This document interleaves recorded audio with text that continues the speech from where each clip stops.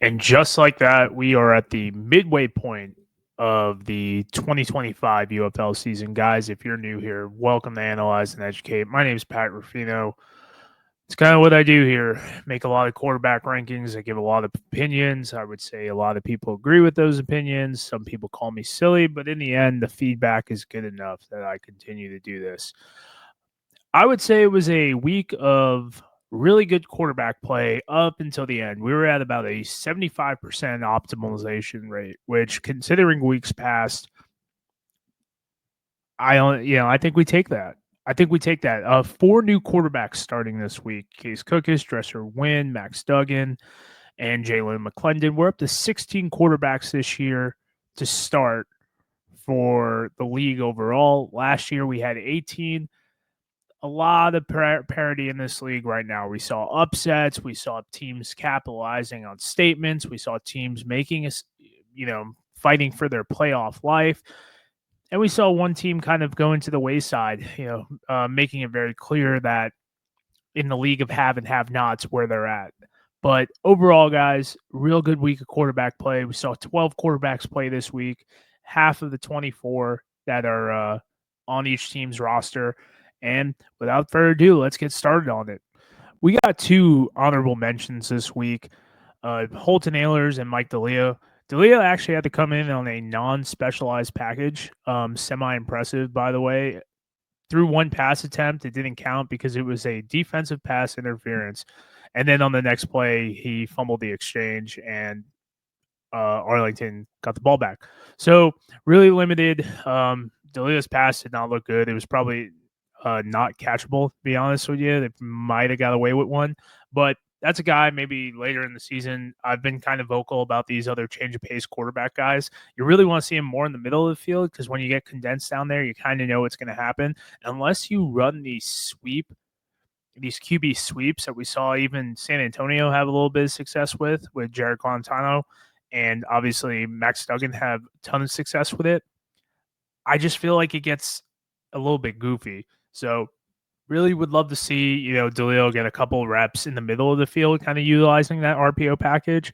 But, with Taamu as your QB1, hasn't missed a game, by the way, in his career since being a starter. Probably not going to happen. Also, our other honorable mention this week is Holton Ahlers. Kind of did his thing on the Rhino package. Got Davion Smith back into the end zone, his 4th rushing touchdown of the season. Big Holton, big support of Holton now, maybe a little biased. He was on my podcast. You should check that out. In addition to kind of his own media credentials and whatnot, he's really kind of grown on me since the beginning of him coming in to the league. But yeah, real awesome to see both those guys continue to get reps and continue to actually be professional football players at the quarterback position. So those 2 guys will be my honorable mention this week. Our number 10 quarterback this week was probably our biggest fall of the season. We're pushing into Kellen Mond of the San Antonio Brahmas. Last week I had him at number 3. Goes 4 of 9 for this week, 35 yards and a pick.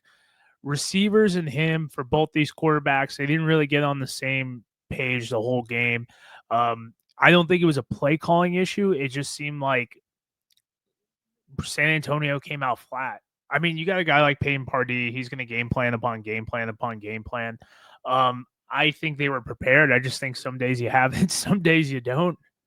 And I know that's an oversimplification of like what happened, but there's no excuse really to say it. Do I think Houston's defense has some football players on there? Yeah, like O'Neal, Tashawn Bowers, been a mid-season signing, early season signing that he's become easily one of the best pass rushers in this league, borderline NFL guy. But, I mean, we've seen pretty decent play from Mond last week. He's been playing kind of like a, mix of like a diet Luis Perez.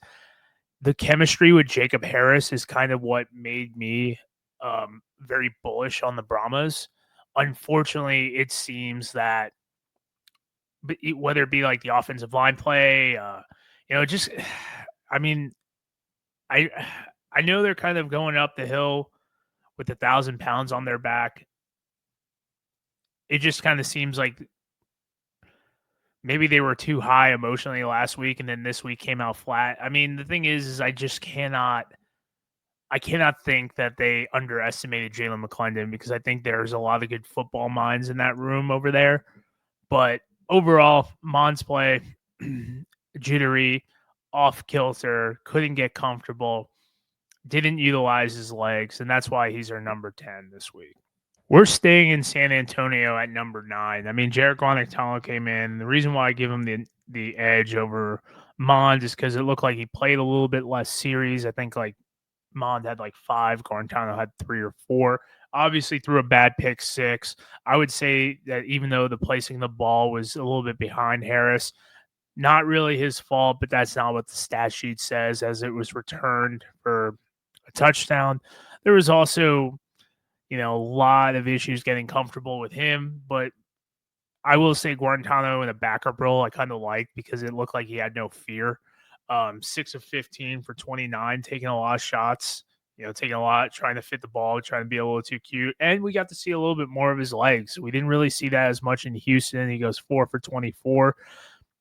I'm not ready to pull out with Mond personally, but I mean, if you're basing it on the rushing ability of Guarantano and you want to do a little bit more RPO stuff and whatnot, yeah, it's probably going to happen, unfortunately. I haven't been a big Guarantano guy, going back to Houston, going back to when he initially came out for the XFL workouts and everything like that. On the flip side, I'm not really, it just seems like there's so many issues there in San Antonio that doesn't really matter who you pop out there. It's just, get it done, try to be healthy, kind of build from last year, and we'll see what happens. Or excuse me, build from this year. Overall, it's not much inspiring QB play. My number 8 QB for this week is going to be Danny Etling. It was a tale of 2 series for Etling. He's got a lot more athletic ability than anyone would give him credit for. I mean, there's a lot of people who are upset, but he makes that nice play on the sideline, and then as they're running an in route, completely overthrows his receiver. He could have hit him in the chest, would have been a first down. Probably would have got points. Probably win the game against the Battlehawks. It was a complete momentum changer, and really unfortunate. Now he comes back in the game, which is why I kind of give him the edge over the San Antonio quarterbacks. Really liked what I saw. Very calm, cool, collected. 4 of 9, 59 yards. He obviously threw the interception, but was able to make some throws downfield in relief of Perkins.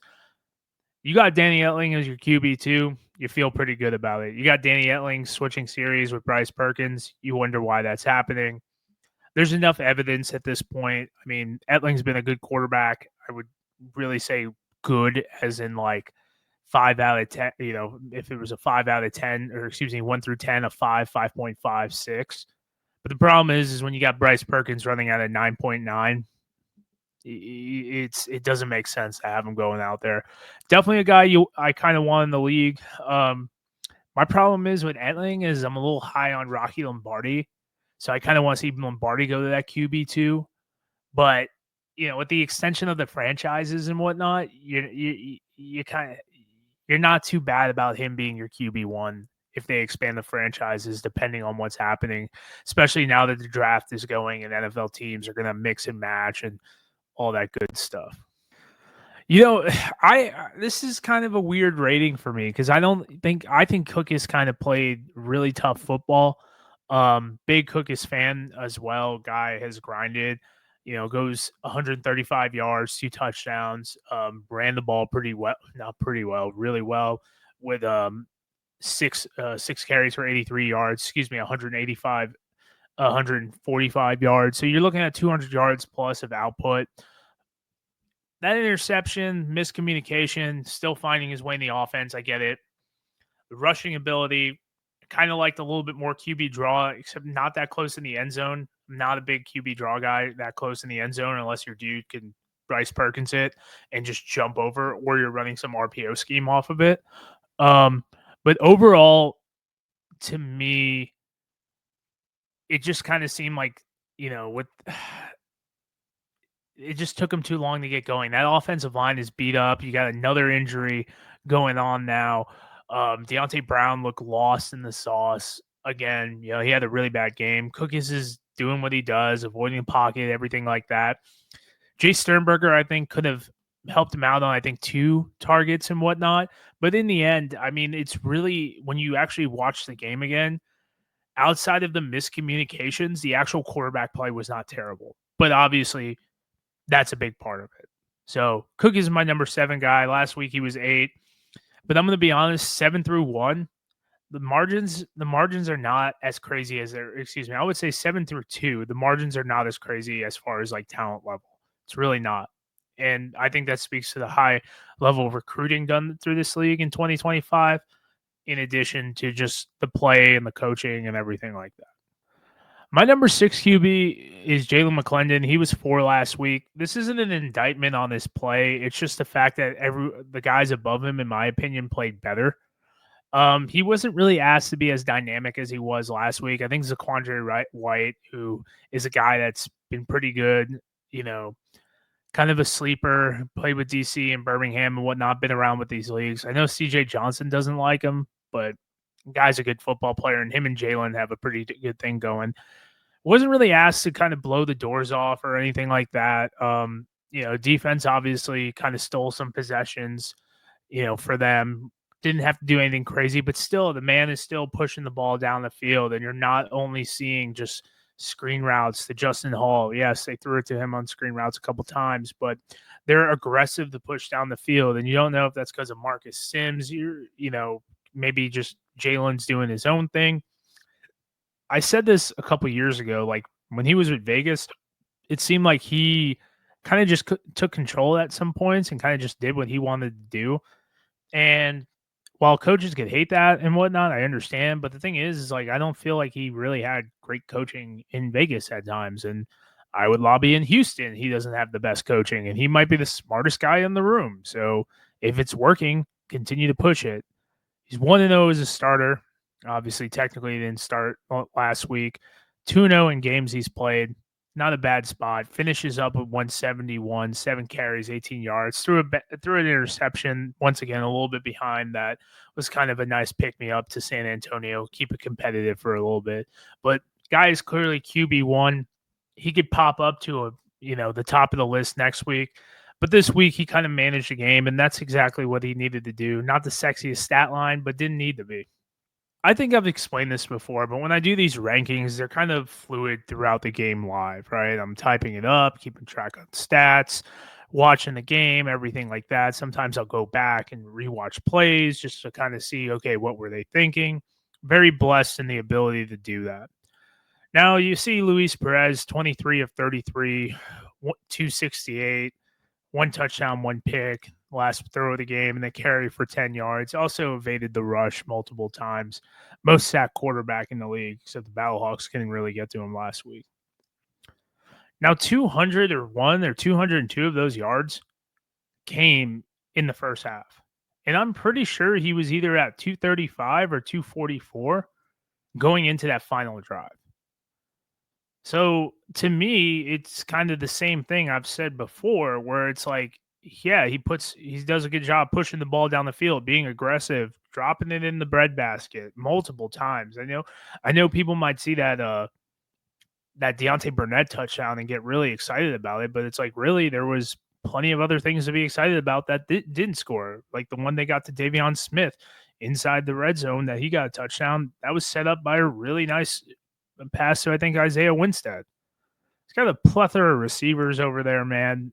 I kind of just want, and I know Kalen Balazs is great, but it kind of seems like, why not keep being aggressive? Yeah, I know Bob Stoops went out there 3 and out, threw the ball 3 times, but that's going to happen, man. No risk it, no biscuit. It just kind of seems like they hit the brakes a little bit, like midway through the third quarter, end of the third quarter, when I think they could have pushed it a little bit further and got those extra points that they were gonna need. So they ultimately lose 37-33. I mean, guy still puts up a good game, but we call him the Spring King, but at times Taamu's got his number at times, but didn't have it in the championship, and that's the one that matters. Number 4 QB this week, Dresser Winn, man. You got to put money signs where the S's are, because all this dude does is win. And, man, if he continues to put out performances like he did, this might be a one and done for the kid. Guy came out, QB3 the whole year. Jim Turner comes in, makes him the QB1, gets a full week of practice, going up against a great Birmingham Stallions defense that still is really good. 17 of 29, 235, one touchdown, no picks, 4 carries for 11 yards, moves around the pocket well, keeps the eyes downfield, threw the ball away when he needed to. Great opportunity for the guy and continue to succeed, man. Got his completion percentage up too. It was like 3 of 11 at one point or something gross like that. You can't be upset about a guy who hadn't played much football in about a year. Preseason guy with the Rams, spent a year on practice squad, spent a year, some time with the Edmonton Elks of the CFL from the OVC of an FCS college, and the guy's out there doing it, and it's beautiful to see. It really is. So part of me thinks he's kind of the player of the week based off circumstance, not the statistics, but ultimately it doesn't get much better for a guy who's just kind of battled through some injuries in college, man. Small school guy. No one probably expected him to have any of this, but here he is, man. Real pump for him. Number 4 QB this week. It didn't look like it at times that he was going to go over that 50%, but, finishes the game 23 of 46, 308 yards, 3 touchdowns, 1 pick, 8 carries, 37 yards, a touchdown. 4 touchdown performance for Jordan Taamu. Seems like it's the same thing, though. Taking the shots, getting bailed out by receivers here and there. Couple underthrown balls, couple miscommunications, but he just keeps pressing, man. He keeps throwing darts at the dartboard. Now over 8,000 career passing yards. It's good until it's not. And that's the thing is like, yeah, you like the numbers, you like the grit, you like the rushing ability.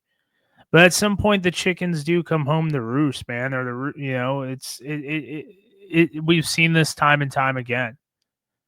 I'm just worried, you get a windy day or something like that and it doesn't work out and the stat line's flipped.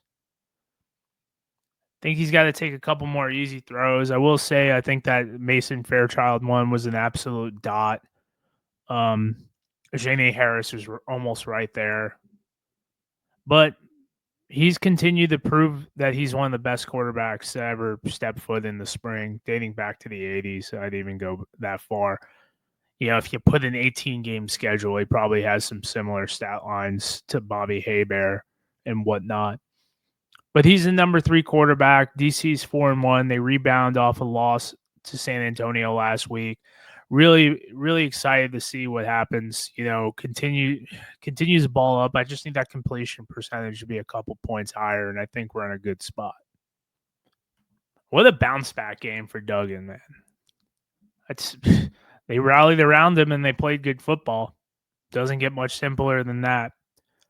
9 of 12, 124, touchdown, bomb to Hakeem Butler. Welcome back, Hakeem Butler, by the way. Adds 70 yards on the ground, 2 touchdowns. They run these QB sweeps. He's moving around in the pocket. They're running draw. Looked like I was watching TCU film, man. It was great. I enjoyed it. Really liked watching it. Hit a nice strike to Jake Sutherland. I think you can hit the ball vertically more with Dugen. I think he's got a little bit better passing awareness to push the ball downfield a little bit more.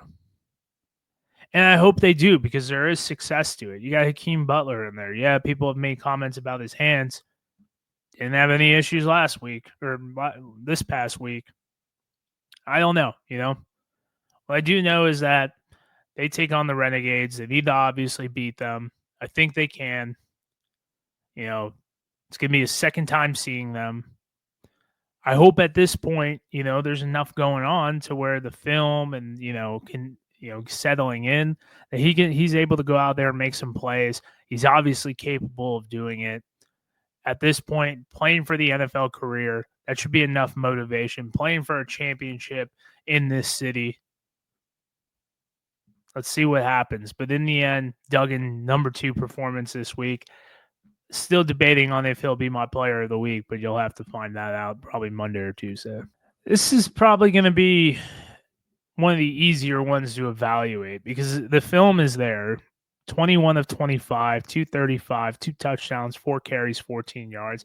Didn't have to move the ball, move the ball with his legs as much. Really good job staying in the pocket this week. Really good job utilizing the tight ends off the RPO. They run this like RPO system that for whatever reason people have a lot of difficulty, challenging and whatnot.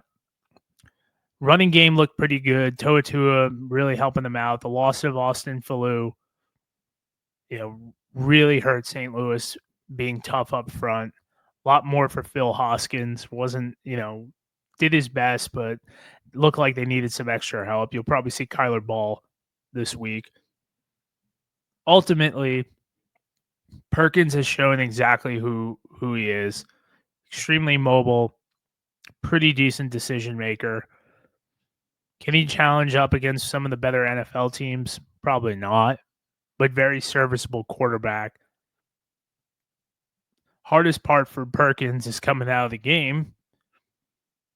And 90% of the time, that's probably not his choice. I know he missed some snaps, got a nice blow to the head, but it is what it is.